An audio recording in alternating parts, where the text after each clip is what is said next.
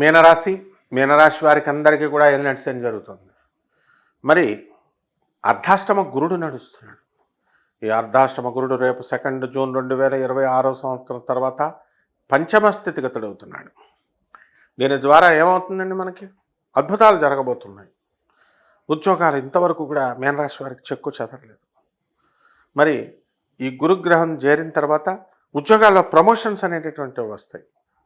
అలాగే మీనరాశి వాడైనటువంటి మరి ఒక అబ్బాయికి మరి ఇటీవలే కూతురు పుట్టిందని చెప్పేసి చక్కగా మీనరాశి వాళ్ళకి అది ప్రాక్టికల్ ఎగ్జాంపుల్ అనమాట.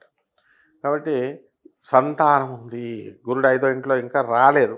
2 జూన్ రాకముందే దాని యొక్క వాసనలు అనేటటువంటి గురు శుక్ర గ్రహాలు చూపిస్తాయి. ఇది మన జ్యోతిష శాస్త్రంలో ఉన్నటువంటి గురు శుక్రులకు ఉన్నటువంటి ప్రత్యేకత, అందం.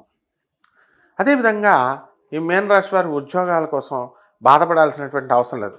కొత్త ఉద్యోగాల కోసం ప్రయత్నిస్తున్నారు, కానీ పని అవడం లేదండి అంటారు. కొత్త కొత్త కోర్సులు నేర్చుకుంటున్నారు, కానీ పని అవడం లేదండి అంటున్నారు.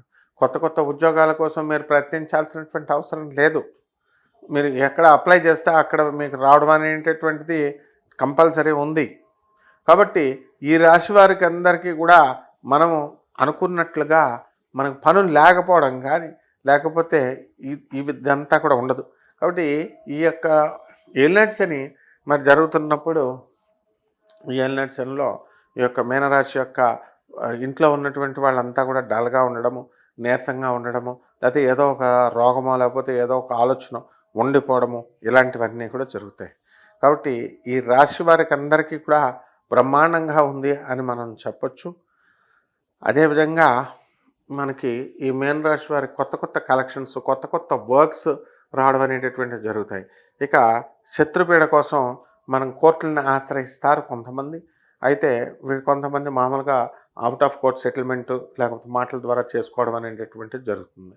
ఇకపోతే ఈ రాశి వారికి అందరికీ కూడా చాలా బాధ్యత నాకు లేదు అన్ని బాహాటంగానే చెప్పడం అనేటటువంటిది చాలా జాగ్రత్తకరమైనటువంటి విషయం. ఈ రాశి వారు ఎవరైతే ఉన్నారో బట్టల షాపులో, హోటల్ బిజినెస్లో, ఈ యొక్క ఫీల్డ్లో, మరి ట్రేడింగ్ ఫీల్డ్లో ఇవన్నీ కూడా జాగ్రత్తగా చేసుకోవడం అనేటటువంటివి జరుగుతాయి. అయితే దేవాలయాల చుట్టూ మరి ఈ యొక్క భక్తులంతా కూడా ఇదివరకు తిరిగేవారు.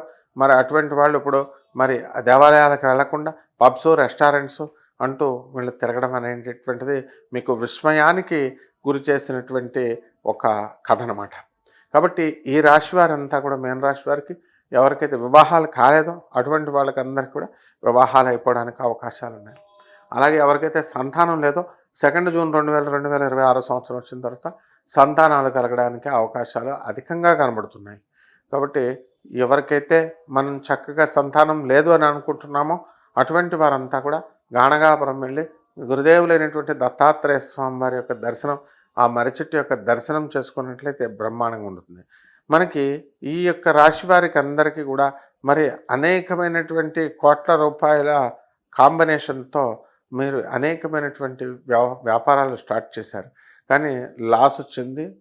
తర్వాత వీళ్ళకి అందరికీ కూడా ఏలినాటి శని కాబట్టి దాని విషయమై మీకు అర్థం కావడం లేదు. ఈ యొక్క రాశి వారికి అందరికీ కూడా పరిహారాలు ఏమిటంటే, మీనరాశి వారికి ఏలినాటి శని జరుగుతుంది కాబట్టి వీళ్ళందరూ శని జపం చేసుకోండి, శని స్తోత్రాలు చదవండి, శనికి కిలోంపావు నల్ల నువ్వుల్ని, నల్లని వస్త్రాన్ని ఇచ్చి పేద బ్రాహ్మణులకు శనివారం నాడు ఉదయం 8 గంటలకు దానం చేసుకోండి. అలాగే దశమహావిద్యల్లో ఒకటైనటువంటి ధూమావతి అమ్మవారి యొక్క హోమాన్ని మీరు వీళ్ళల్లో చేసుకోవడం ద్వారా బ్రహ్మాండంగా కలిసి వస్తుంది. ఇవన్నీ కూడా మనకి ఈ రాశి ఫలాలు అనేటటువంటిది కామన్ ప్లాట్ఫారంలో కొన్ని కోట్ల మందికి కలిపి చెప్పేటటువంటిది.